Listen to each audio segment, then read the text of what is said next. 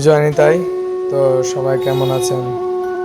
আশা করি প্রভুর কৃপায় সবাই ভালো আছেন, সবাই ভালো থাকেন। তো আজকে আমরা যাচ্ছি চণ্ডীমুড়া।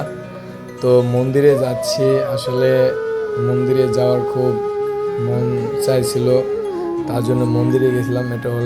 এটা হলো কালীবাজার থেকে বাতাইছড়ি যেতে হয়, বাতাইছড়ি থেকে আমরাতলি যেতে হয়, আমরাতলি গিয়ে তারপরে মনে করেন যে চণ্ডীমুড়া আর কি, মায়ের মন্দির, মা মহামায়ার মন্দির।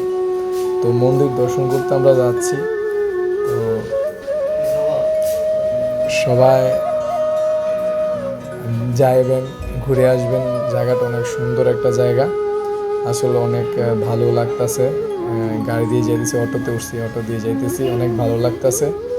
তো মন্দিরের শেষ পর্যন্ত আপনারা দেখবেন, প্রত্যেকটা সাইডে সাইডে আমরা ভিডিওটা দিয়েছি আপনারা দেখার জন্য এবং কি আসার জন্য, যেন আপনারা আসতে পারেন, ঘুরে যেতে পারেন আর কি। তো আশা করি আমরা প্রায় অবশ্য কাছাকাছি এসে পড়েছি।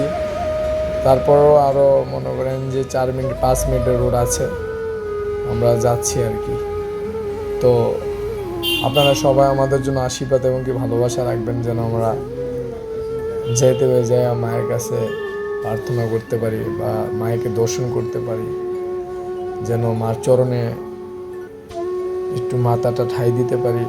মা তো সবার দুঃখ কষ্ট বুঝেন। আশা করি আপনারাও সবাই আসবেন, মায়ের মন্দিরে এসে ঘুরে যাইবেন। এদিকে মাসের প্রথম দিন গীতাযজ্ঞ হয়, গীতাযজ্ঞ অনেক সুন্দর হয়, এখানে অনেক ভক্তগণ আছেন। আমি পুরা সাইডটাই ঘুরিয়ে দেখাবো আপনাদেরকে, আপনারা মনোযোগ সহকারে শেষ পর্যন্ত ভিডিওটা দেখবেন।